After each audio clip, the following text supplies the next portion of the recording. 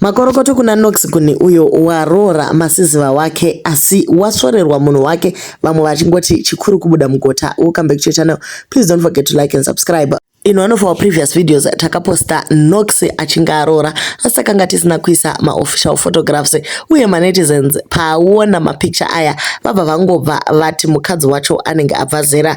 Munhu waNox abva angosvorwa aroherwa mudenga asi vamwe vachiti at least he is at peace. Akashungurudzwa zvikuru neuya anonzi Talindudzo. Vamwe vari kuti Nox namai vake congratulations, vamwe ndo vari kuti kadhiri aka kanenge kane mari.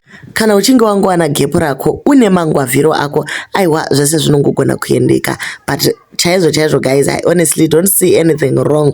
Man has made his choice and is happy. That's all that matters. Congratulations to them. Kungoti Nox ane majinzi akanaka guys.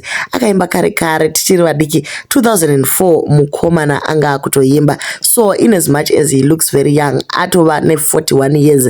Musikana maybe akarohwawo nezvakamurova. Vamwe vari kuti akanakira kure maybe nyaya yekuti makeup artist wake ndiye amutembedza kana kuti since zvichiramba mumakeup kuzoti dry hands. But tiri kungoona hedu kuti aiwa mudzimai wacho panenge pane maturity yakati kuti nyaya ingoripo ndeyekuti hustle rinosiyana guys. Mukomana azviwanirawo, vamwe ndo vari kuti zvakare chembere mukadzi azvienzani neasina. Imbinga chete mukadzi uyu ndo zvaadirwa kunge signal nemukadzi wake. Ngatichimbosimbisanayi neshoko rinoti awana mukadzi awana chinhu chakanaka harina kuzotaura kuti muhombe here kana kuti mudiki. Indazosvikawo pastage yakasvikwa naShumba. Any gun can shoot. 2025 is my year. I receive my marriage. Kana uchiziva guys Eben Grooves ka Nox ndo paakaimba ipapo. Nox atori muhombe kudarika vanhu vakawanda panapa. Atori muhombe chero kuna madam. Zveage ndezvenyuma zimba. Anoudzira munhu zvekuita nelife yake. But isusu kuno kunze kwenyika aiwa age is just a number. Kana munhu achikuitira guys zvese zvichingofamba zvakanaka, why not kuzviwanira chembere yako uchiwana kudzisiwa. Musakangamwe guys kuti Nox akambopinda mawani naTalindudzo 2022 ndiye akaexpose nyaya yekuti mukomana hafariri zvekushanda. Akanyora akati wakambodanana nemunhu wezita here guys wekuti you do everything for him.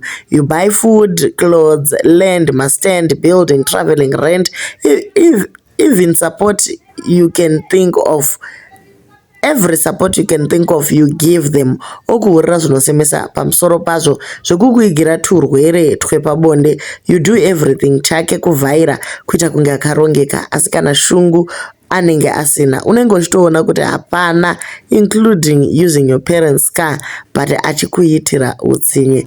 Ndiri kungovhunzawo zvangu, uyu ndiTalindudzo aibvunza mushure mekunge vanetsana. So vamwe vari kuti mukomana dzidza kuma mistakes awakamboita kumashure, usazviite pana mama ava vawazorora this time. To leave your comments on what you think about nyaya yaNox.